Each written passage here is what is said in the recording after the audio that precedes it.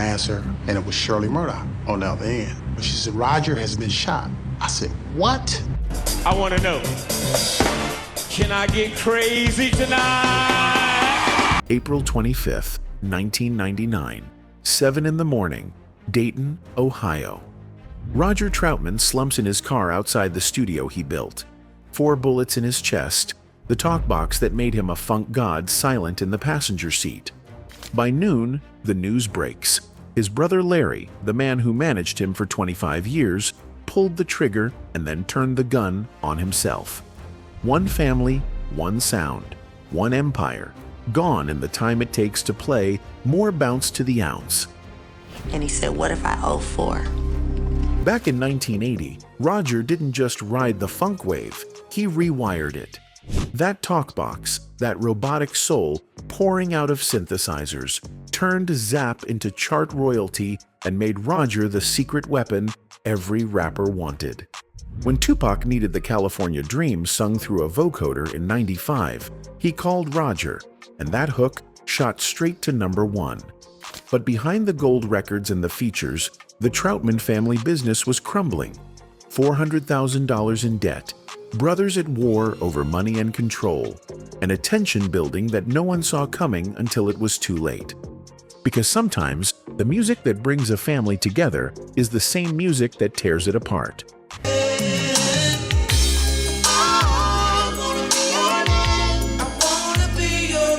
To understand how it all fell apart, you've got to go back to when it was just coming together. Hamilton, Ohio, 1960s. A house full of Troutman kids where the living room doubled as a rehearsal space and Sunday dinner conversations turned into harmonies. Roger was the 4th of 9 children, born in November 1951. And from the jump, folks could tell he heard music differently. While his brothers Larry, Terry, and Lester locked into rhythm sections, Roger was the one tinkering with gear, rewiring amps, chasing sounds that didn't exist yet.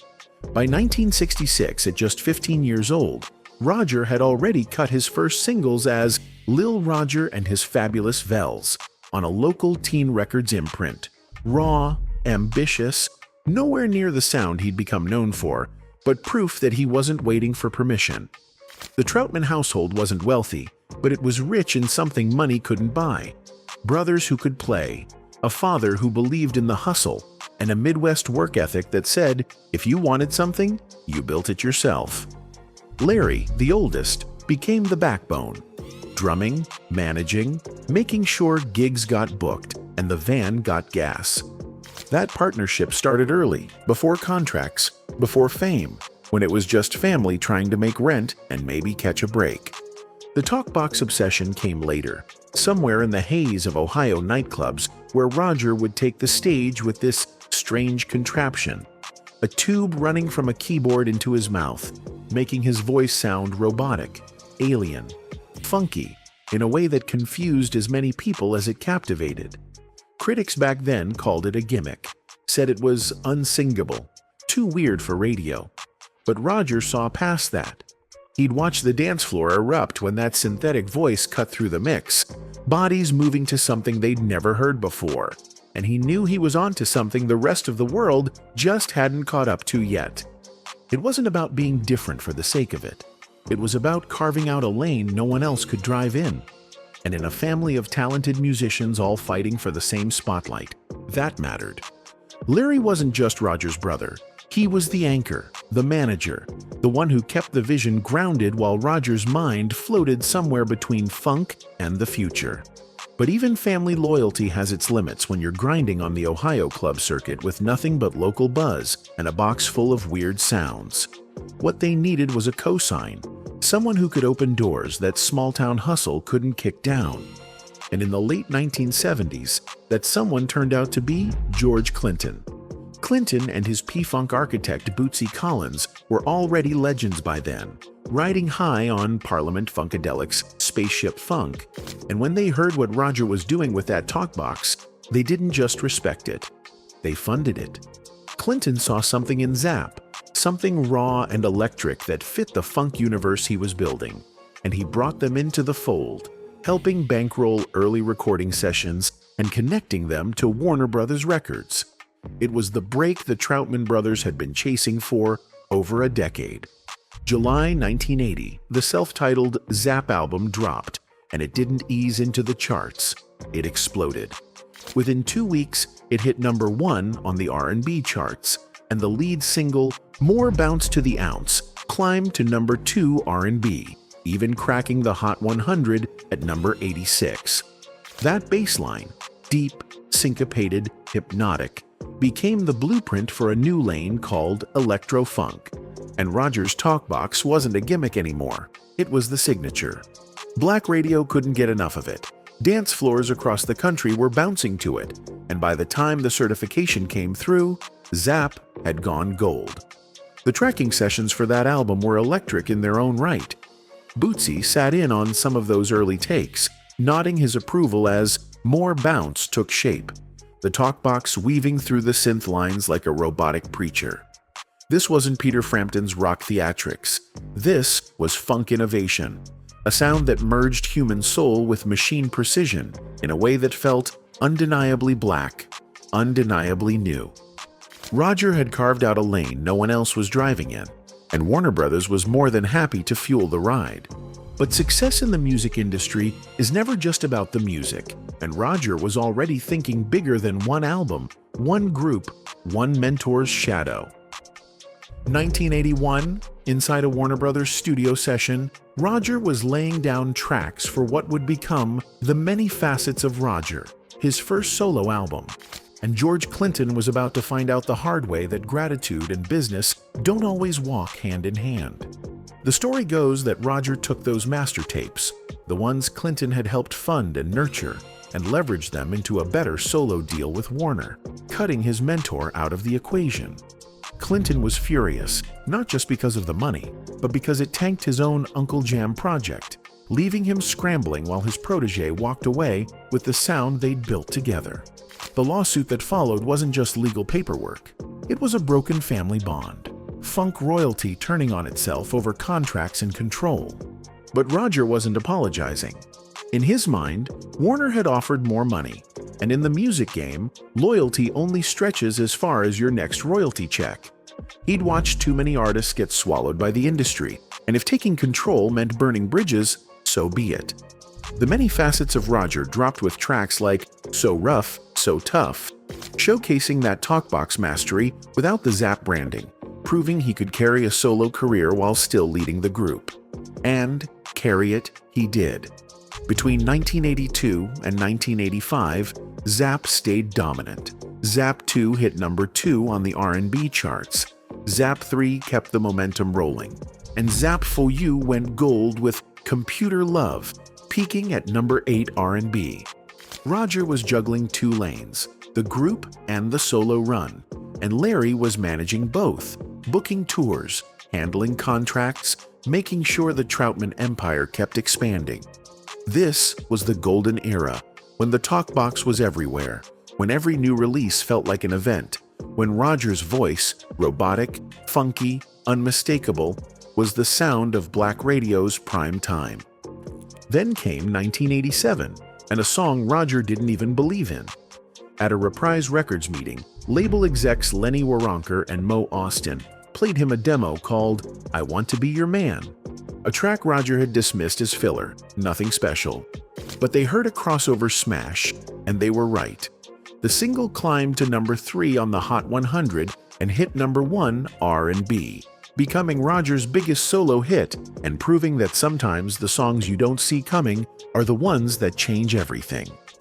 That same year, Roger sat down for a Video Soul interview on BET, and in a moment that would become legendary. He demonstrated the talkbox live on camera, making it sound like Donald Duck, then shifting seamlessly back into that smooth, robotic croon. The host was stunned, the audience was mesmerized, and Roger made it look effortless, like breathing. He owned the innovation, the stage presence, the whole aesthetic, and he knew it. By 1988, Roger had the crossover hit, the critical respect, and the control he'd fought Clinton for. But the music was already changing, and funk wasn't invited to the party anymore. The late 80s brought a seismic shift in black music, and Roger could feel the ground moving underneath him, even if he didn't want to admit it yet. Hip-hop was no longer the underground. It was the mainstream, and New Jack Swing acts like Bobby Brown and Teddy Riley were fusing R&B with harder, sharper production that made electro-funk sound like something from a decade ago. Radio programmers were chasing younger demographics, and the talkbox, once revolutionary, was starting to feel like a relic of the roller rink era. When Zapp Vibe dropped in 1989 on Reprise, the numbers told the whole story. It peaked at number 34 R&B, the lowest chart performance Zapp had ever seen. That wasn't just a dip, it was a message.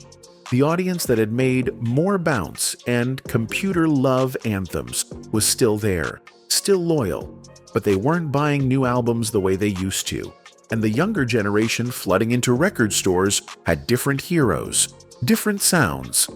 Roger was still a master at his craft, still capable of delivering that signature groove, but mastery doesn't matter when the market moves on without you. And it wasn't just the music side crumbling. The business empire Larry and Roger had built was starting to crack under its own weight. Troutman Enterprises, the family-run operation that managed the band, owned studios, and handled real estate investments, filed for Chapter 11 bankruptcy in the late 90s, owing over $400,000 in taxes. Larry, who'd been managing Roger for over 2 decades while running the business side, was buried in paperwork, trying to keep the lights on while royalty checks got smaller and touring opportunities dried up. Picture Larry in the Troutman Enterprises office, late at night, bankruptcy documents spread across the desk, trying to figure out which creditor to pay first and which bill could wait another month. And Roger, still creative, still driven, but not built for spreadsheets and tax code, probably didn't fully grasp how bad things had gotten until it was too late. That's where the tension started brewing. Not over music, not over creative differences, but over money, control, and the weight of keeping a family business afloat when the revenue stream was drying up. Roger pivoted the way artists do when the albums stop selling. He became a feature, a guest collaborator, lending that talkbox to other people's tracks, staying relevant without carrying the burden of his own releases. It kept him working, kept his name circulating, but it wasn't the same as headlining, wasn't the same as being the main event. Dr. Dre wasn't chasing nostalgia when he called Roger in 1995. He was chasing a sound, that robotic West Coast funk vibe that could make Tupac's post-prison comeback track feel like a victory lap and a revolution at the same time. Roger showed up to the session and did what he'd been doing for 15 years. Let that talkbox turn his voice into something between human and machine. Delivering a hook that didn't just complement the beat, it became the beat's soul. The video shootout in El Mirage Desert was pure California chaos. Mad Max-style apocalypse aesthetics, lowriders bouncing on sand dunes, Tupac shirtless and defiant, Dre behind the boards, orchestrating the whole thing. And there was Roger, older now, grayer, but still effortlessly delivering that hook like he'd been waiting his whole career for this exact moment. California Love wasn't just a song. It became the anthem of West Coast G-Funk, the sound of a region claiming its crown. And when it hit number 1 on the Hot 100, Roger's name was back in the conversation. For a minute, it felt like Vindication. A whole new generation that had never bought a Zapp album suddenly knew Roger's voice, even if they didn't know his story. Hip-hop heads who'd grown up sampling funk now saw him as a godfather, a bridge between the old sound and the new one. He was getting calls again, booking sessions again, feeling relevant again in a way he hadn't since I Want to Be Your Man, almost a decade earlier. But here's the cruel irony. A #1 single doesn't erase $400,000 in debt. It doesn't heal the fractures in a family business held together by decades of pressure and unspoken resentment. Behind the scenes, the tension between Roger and Larry was escalating in ways that studio success couldn't fix. There were whispers, rumors floating around Dayton that Roger was planning to move on without Larry as his manager. Maybe start fresh with new representation. cut ties with the family business model that had defined them both for 25 years. Whether those rumors were true or just fear-talking doesn't matter. What matters is that Larry heard them, felt them, and the weight of holding everything together was starting to crush him. Roger was still performing, still creating, still fighting to stay in the game. But you can't outrun family demons with a hit single, no matter how big it is. Sunday morning, April 25th, 1999, around 7 a.m., the sun was just starting to burn through the Dayton haze when gunshots shattered the quiet outside the studio Roger had built with his own hands. 4 bullets tore through his torso, and by the time first responders arrived, Roger was slumped in his car, blood pooling on the seat, his talkbox gear scattered in the passenger side like remnants of a life that had just been ripped apart. He was still breathing, barely, conscious enough to know what had happened, but too hurt to tell anyone why. They rushed him to Good Samaritan Hospital, surgeons working fast to save a man who'd survived the music industry's brutal ups and downs, but couldn't survive this. By the time the news started breaking, Roger Troutman was gone. 47 years old, funk pioneer, talkbox legend, dead from gunshot wounds in his own studio parking lot. And then came the second part of the story, the one that turned tragedy into something even darker. Larry Troutman, Roger's older brother, his manager for over 25 years, the drummer who'd been there since the Hamilton days, was found dead nearby with a self-inflicted gunshot wound.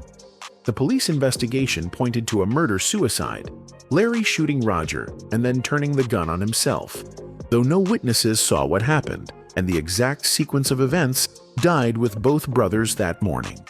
The motive, according to police reports and family interviews, appeared to be financial.